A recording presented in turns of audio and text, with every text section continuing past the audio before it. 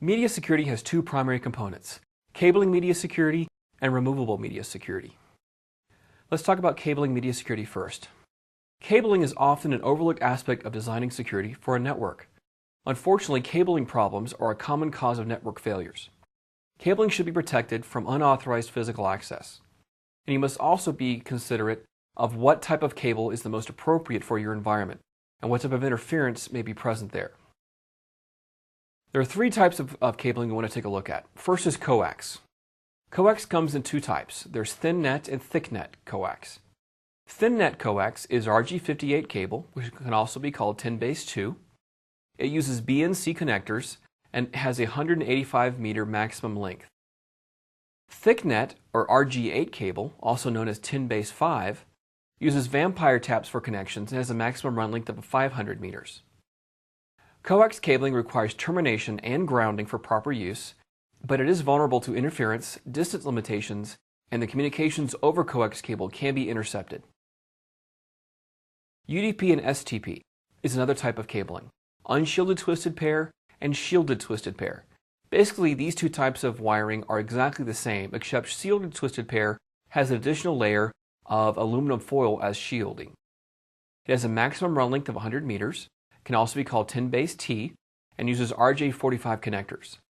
Just like coax, UTP and STP is vulnerable to interference, although shielded twisted pair is slightly less vulnerable than UTP. It is vulnerable to distance limitations and can also be subject to interception or eavesdropping. And then there's fiber optic cabling. Fiber optic cabling is a cabling made up of glass or plastic. It has the ability to transmit communications by using pulses of light rather than electricity.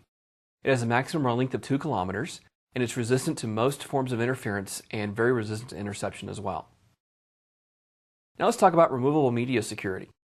Removable media is any type of storage device that can store data and be easily removed or transported to other locations. Removable media poses a serious security risk because it can host confidential, sensitive, and valuable information. The presence of a removable media drive on a computer system reduces its physical security. And some examples of removable media include tape drives, CD and DVD writers, hard drives that are removable, zip disks, floppies or diskettes, flash cards, memory sticks, and even smart cards. When you're going to be using removable media in a secure environment, you need to deal with how you're going to destroy that media at the end of its useful lifetime. Removable media, along with printouts, should be properly destroyed instead of simply being thrown away. Destruction is usually incineration, but you may also include crushing of the devices or acid dipping to make them useless for someone else to use and steal information from you. And then we have smart cards. Smart cards can contain authorization credentials such as digital certificates or cryptographic keys. It's important not to share smart cards among multiple individuals or multiple users, and you should always maintain physical control and possession of smart cards in order to keep security that you're granted by the use of smart cards intact. So media security requires addressing both cabling media as well as removable media in your security policy for your environment.